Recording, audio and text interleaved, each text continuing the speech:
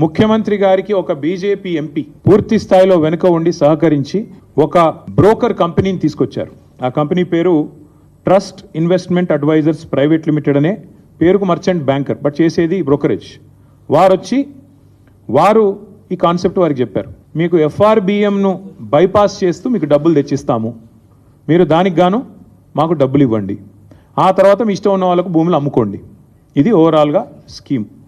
దీనిలో అన్ని నిబంధనలు మొత్తం అన్ని చట్టాలు నిబంధనలు సుప్రీంకోర్టు తీర్పులు అన్నిటినీ తుంగలో దొక్కారు. ఆర్బీఐ గైడ్ లైన్స్ను కూడా తుంగలో దొక్కారు. ఎట్లా? I will explain to you. ఈ ట్రస్ట్ ఇన్వెస్ట్మెంట్ అడ్వైజర్ అనే కంపెనీ వారికి రాష్ట్ర ప్రభుత్వం ఇప్పటికే 170 కోట్లు, దాదాపు 170 కోట్లు, 169 కోట్ల చిల్లర వారు ఇప్పటికే లంచం రూపంలో చెల్లించారు. వాళ్ళు సరే దాని కమిషన్ అంటారు, నేనైతే పక్కా చేసింది నేరం కాబట్టి లంచమనే అంటున్నా. ఆ ట్రస్ట్ ఇన్వెస్ట్మెంట్ అడ్వైజర్ వాళ్ళు ఇంకొక ఫైనాన్షియల్ అడ్వైజరీ సర్వీసెస్ ఫామ్ని ముంగట పెట్టారు. బీకన్ ట్రస్టీషిప్ అనే కంపెనీని రంగంలో దించారు. ఇదంతా కూడా ఏంటంటే ఒక స్కీమ్ ప్రకారం.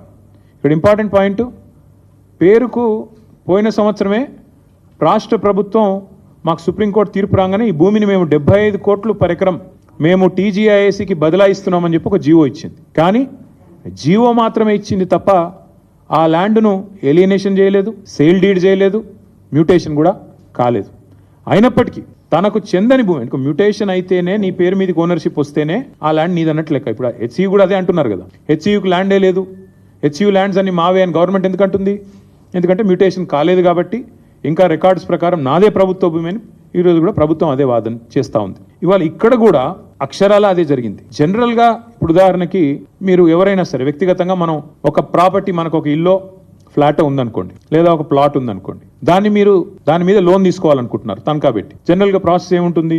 ఆ ఏరియాలో మీరు ఫలానా ఏరియాలో మీకు ఒక ఫ్లాట్ ఉంది, దాని యొక్క రిజిస్టర్డ్ వాల్యూ ఎంత, మీరు రిజిస్టర్ చేసుకున్నప్పుడు ప్రభుత్వానికి ఏ రిజిస్ట్రేషన్ రేట్ ప్రకారం మీరు డబ్బులు కట్టారు, స్టాంప్ డ్యూటీ ఎంత కట్టారు, దాన్ని బట్టి రిజిస్టర్డ్ వాల్యూ ఎంత. కాకపోతే జనరల్గా ఏముంటుంది, రిజిస్టర్డ్ వాల్యూకి జనరల్గా మార్కెట్ వాల్యూకి ఉండే కొంత అంతరం ఉంటుంది. ఆ మార్కెట్ వాల్యూ ఎంత, దాన్ని బేస్ చేసుకొని మీకు అల్టిమేట్గా లోను ఇస్తారు. ఎందుకంటే దాన్ని తనఖా పెట్టుకోనో లేకపోతే దాన్ని గ్యారంటీ కింద పెట్టుకొని మీకు ఇస్తారు.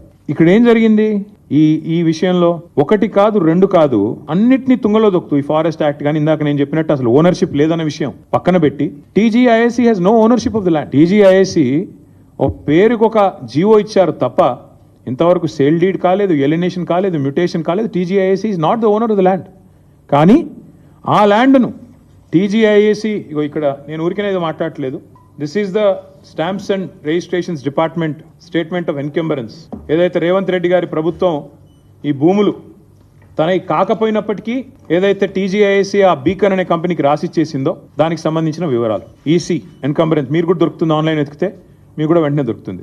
తనది కాదు భూమి, కేవలం జీవో ఉంది తప్ప ఈరోజు వరకు సేల్ డీడ్ కాలేదు, మ్యూటేషన్ కాలేదు.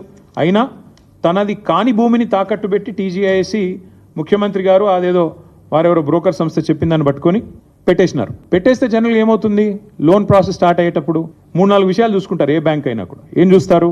మార్కెట్ వాల్యూ ఎంత, రిజిస్ట్రేషన్ వాల్యూ ఎంత, ఇది ఒకవేళ నేను లోన్ ఇస్తే మళ్ళీ తిరిగి నాకు పైసలు వస్తాయా, ఇవన్నీ చూసుకొనే ఇస్తారు. కానీ ఇక్కడ ఏం జరిగింది, అసలు ఈ భూమికి యాజమాన్య పత్రాలు లేవు, రిజిస్ట్రేషన్ డాక్యుమెంట్ లేదు. That itself is a big crime. First టీజీఐఏసీని, ఇండస్ట్రీస్ డిపార్ట్మెంట్ని, ఇండస్ట్రీస్ సెక్రటరీని జైల్లో వేసేంత పవర్ఫుల్ ఎవిడెన్స్ ఇక్కడే ఉంది. నీది కాని భూమి నువ్వు ఎట్లా అమ్ముతావు? అసలు ఇప్పుడు రంగారావు గారి భూమి లేదా ఆయనకు ఫ్లాట్ ఉంది, నేను తనఖా పెట్టి తీసుకున్నాను అనుకోండి డబ్బులు.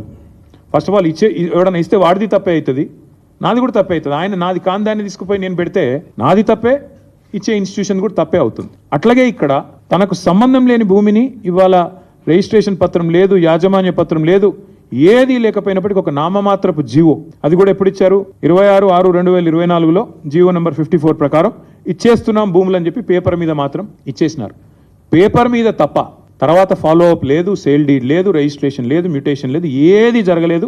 కేవలం టైటిల్ ట్రాన్స్ఫర్ కూడా కాకుండానే నాది అని టీజీఐఏసీ బ్యాంకుల దగ్గరికి, బ్రోకర్ల దగ్గరికి పోయింది.